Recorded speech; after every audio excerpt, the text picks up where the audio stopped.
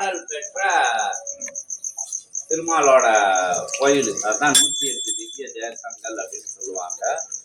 அது உங்களுக்கு தெரியும், ஓரளவுக்கு தெரியும். அங்கே ஸ்ரீரங்கத்தில் ஆரம்பித்து உங்களுக்கு பெரிய கோயிலை சொன்னால் தான் தெரியும். திருப்பதியில் ஆரம்பித்து இன்னும் 108 திவ்ய தேசங்கள் இருக்குது இங்கே.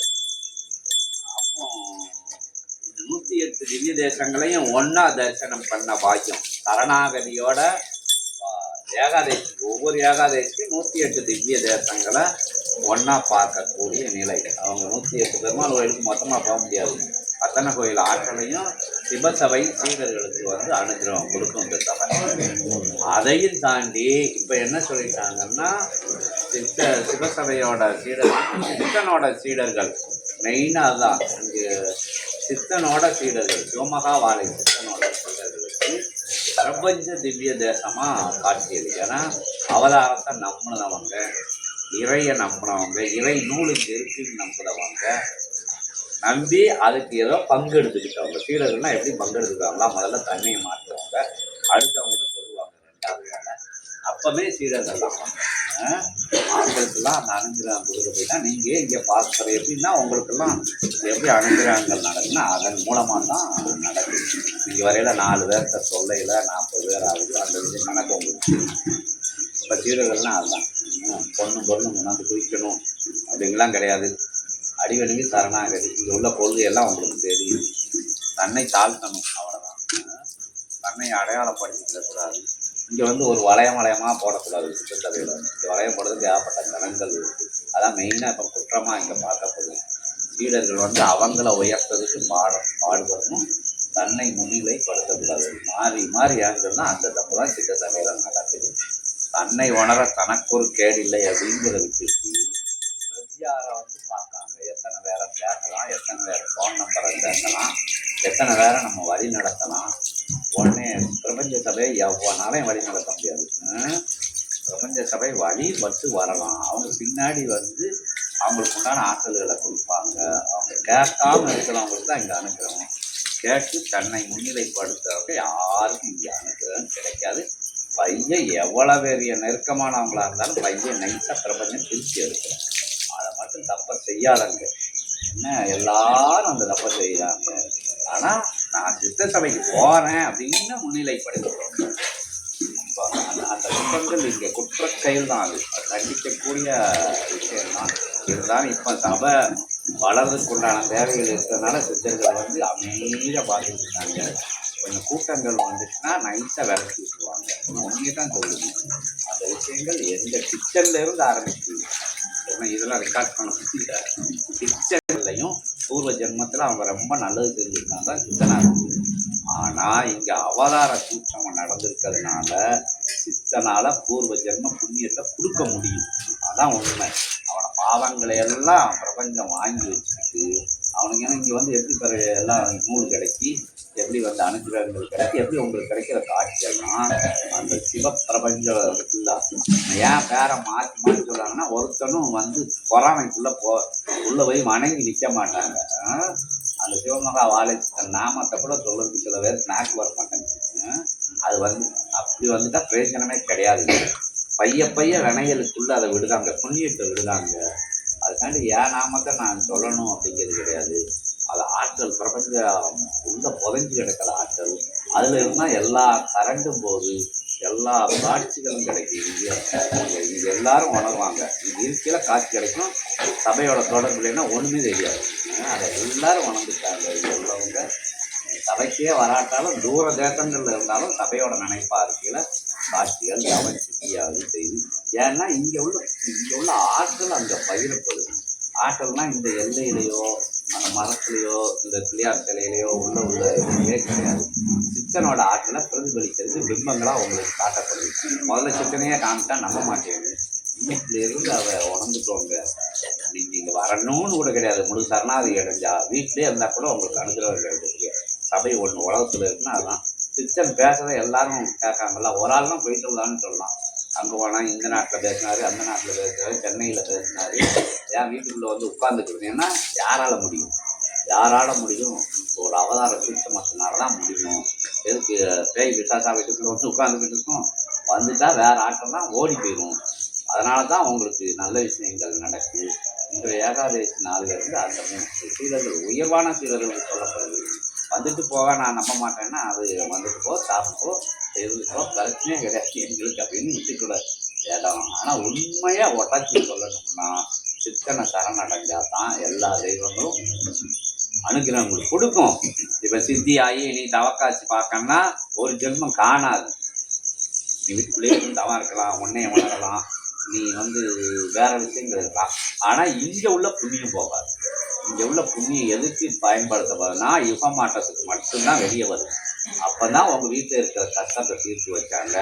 முடியாத வழக்குகள் முடியாது, வம்பு விஷயங்கள் முடியுது, வராத விஷயங்கள்லாம் கைக்கு கூடுதுன்னா உங்களுக்கு புண்ணியம் பண்ணால் 4 பேருக்கு சொல்லுவிய அப்படிங்கிற ஒரே விஷயத்துக்காக மட்டும்தான் செய்கிறாங்க.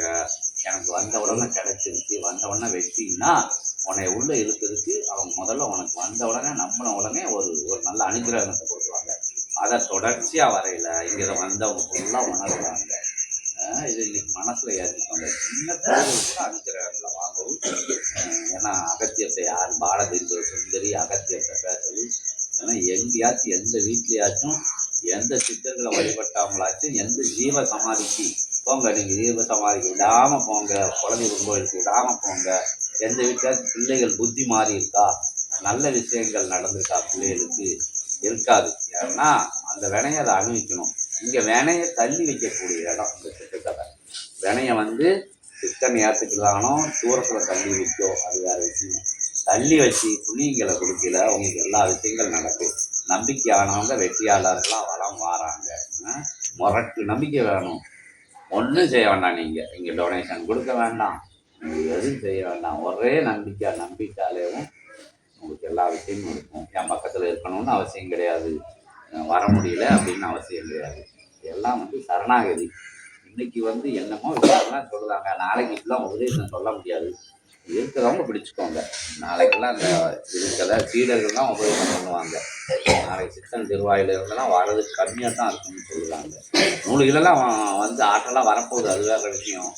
இருந்தாலும் இப்போ கிடைக்கிற பொன்னான நேரத்தை பயன்படுத்திக்கோங்க. எல்லாரும் ஒரு அபிஷேகத்தை நீங்கள் கவனிக்கல, விநாயகப் பெருமான் அனுகிரகங்கள் கொடுக்காரோ என்னமோ பிரபஞ்ச ஆற்றல் உங்களுக்கு புண்ணியம் பகிரப்படும். உங்கள் கண்ணு வழியாக உடம்புக்குள்ள ஏறல வினைகள் உங்க விட்டு தூரத்துக்கு ஓடிடும்.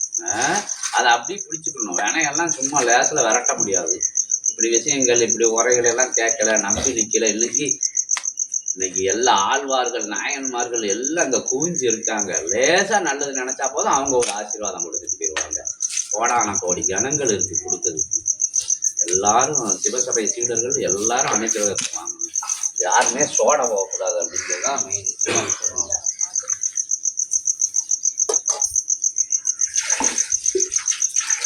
மாதுளை அபிஷேகத்தை ரொம்ப பார்க்க ஐஸ்வர்யத்தை கொடுக்கக்கூடிய அபிஷேகம்.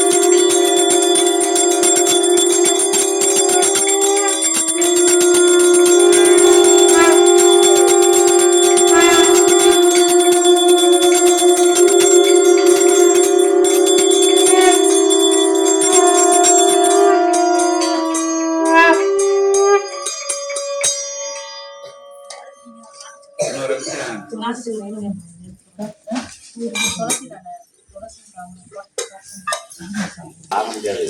சித்தர்களுக்கு வந்தால் ஈஸி ஆகிடும். வந்தவங்க பேர் வச்சா ஞானிய நான் ஆனால் அவங்களுக்குள்ள இருக்கக்கூடிய நான்லாம் விட மாட்டாங்க. அதை கலைச்சி மட்டும் போட்டாங்க.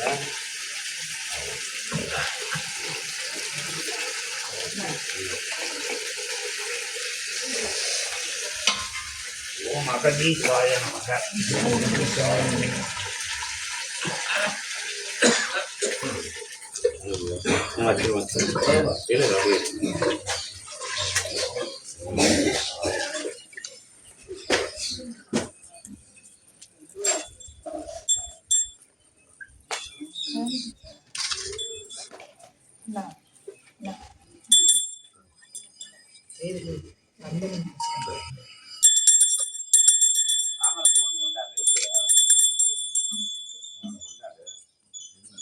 ஏகாதசினா பிள்ளையார் தாமரை போகணும்.